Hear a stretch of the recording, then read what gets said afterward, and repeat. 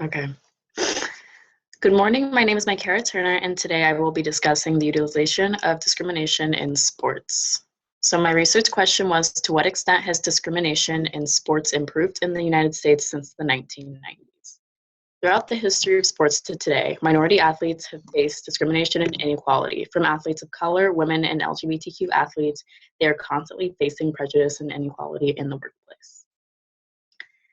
Taking a look at this graph, we can see that just from the years 2016 to 2018, the types of discrimination in specifically football have risen significantly.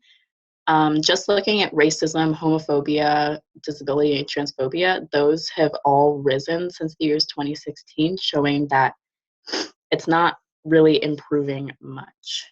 Um, Focusing specifically on LGBTQ athletes, looking at this statistic right here, it shows that 50% of LGBTQ athletes say that they have been insulted or abused while playing, watching, or talking about sports. And if we take a look at the graph on the left, we can see it's titled LGBTQ Youth Who Experienced LGBTQ-based discrimination in the workplace by gender identity.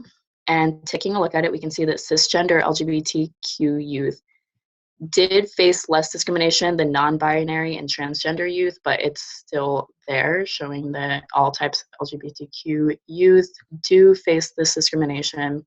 And although this graph is talking about the workplace in general, the sports industry is the workplace for athletes. So that is how it applies. Now, focusing on women in sports. Women often have a hard time becoming successful in the sports industry because of their male counterparts. A lot of jokes are made about how women's sports aren't as challenging or competitive and how they just aren't taken as seriously. And a lot of that is due to the fact of um, just women are sexualized in pretty much about any context that can be given.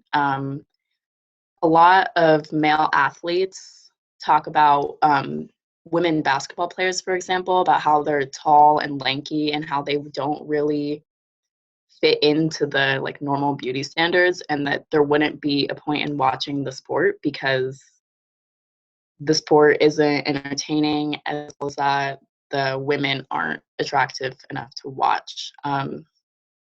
So looking at the chart on the right, we can see all of the coverage of men's sports, and then the little tiny orange line is women's basketball, and then this little 1% blue line is all other women's sports. So 3% of sports covered on TV news and Sports Center in the year 2009, only 3% was women's sports that were covered. The rest were men. And then looking at this graph right here, we can see that majority of sports stories focus on male sports. Very little bars when it comes to the female sports stories that are covered. And now focusing on racism in sports. This is arguably one of the most prevalent in this issue.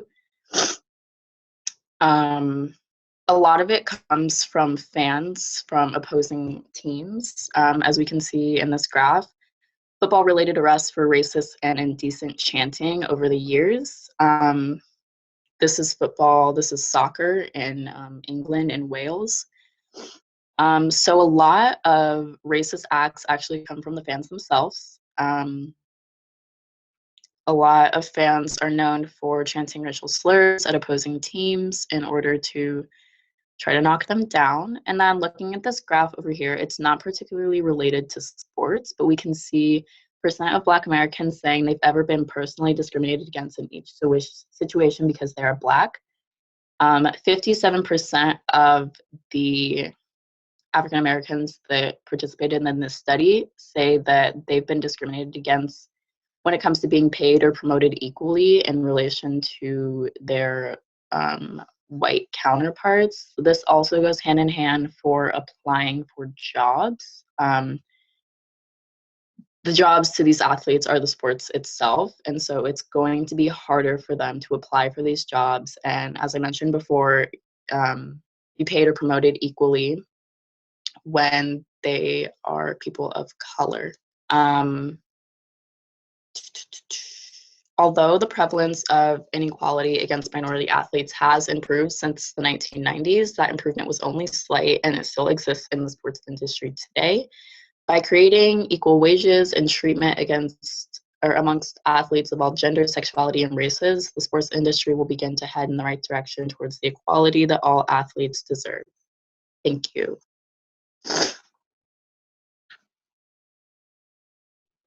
All right, I do have 2 questions for you. Okay. First question, can you tell me how your research question evolved as you moved through this entire process? Well, at first, my research question was just to what extent has racism in sports improved, but I didn't really give a specific like time bracket or place. And also, racism only focuses on like one of the aspects when there's so many more aspects to discrimination in sports, such as like against women athletes and LGBTQ athletes, as I mentioned. So I wanted to incorporate the word discrimination rather than racism to include all types, and then also give like a time bracket, like how much did it improve from then to now. All right, and what advice would you have for somebody who would do research on this topic in the future? I would advise looking. I know that scientific journals are very helpful, but I found more information in like sports journals and like sports broadcasting like segments about how discrimination takes over the sports industry and how um, there's equality issues in the industry. All right.